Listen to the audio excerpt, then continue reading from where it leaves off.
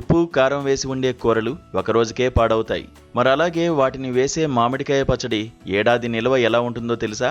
దీని వెనుక చాలా పెద్ద కారణాలే ఉన్నాయి. అలాగే 1కి 10 సార్లు జాగ్రత్తలు చేయాలి, లేదంటే పచ్చడి ఎన్నో నెలలు ఉండదు. దీని వెనుక అసలు రీజన్ తెలిస్తే షాక్ అవుతాం.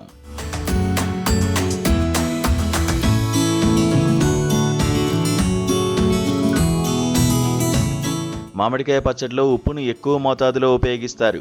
ఉప్పు ఆహారంలో ఉన్న తేమను బయటకు లాగి బ్యాక్టీరియా, ఫంగస్ వంటి సూక్ష్మజీవులు పెరగకుండా అడ్డుకుంటుంది. అందుకే పచ్చడి ఎక్కువ కాలం నిల్వ ఉంటుంది. ఆవ నూనె లేదా నువ్వుల నూనె పచ్చడికి సహజ రక్షణ కవచంలా పనిచేస్తుంది. నూనె పచ్చడిపై ఒక పొరగా ఏర్పడి గాలి, తేమ లోపలికి చేరకుండా చేస్తుంది. దీంతో పచ్చడి త్వరగా చెడిపోకుండా ఉంటుంది. ఆవాల పొడి, మెంతుల పొడి, కారం వంటి మసాలా దినుసుల్లో సహజ యాంటీమైక్రోబియల్ లక్షణాలు ఉంటాయి. ఇవి సూక్ష్మక్రిముల పెరుగుదలను తగ్గించి పచ్చడి రుచి, నాణ్యతను ఎక్కువ కాలం కాపాడడానికి సహాయపడతాయి. పచ్చడి తయారీలో మామిడికాయ ముక్కలు పూర్తిగా తేమ లేకుండా ఆరబెట్టడం చాలా ముఖ్యమైన దశ. నీరు, చుక్క కూడా ఉంటే ఫంగస్ ఏర్పడే ప్రమాదం ఉంటుంది.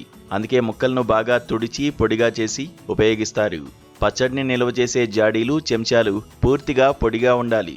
తేమ తగలకుండా జాగ్రత్తలు తీసుకోవడం వల్ల పచ్చడి ఏడాది పాటు కూడా రుచి, వాసన మారకుండా తాజాగా ఉంటుంది.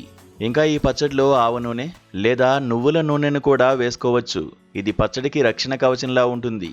అలాగే నూనె పచ్చడిపై ఒక పొరలాగా ఉంటుంది. ఇంకా బయట గాలి, తేమను కూడా లోపలికి రానివ్వకుండా ఇది అడ్డుకుంటుంది.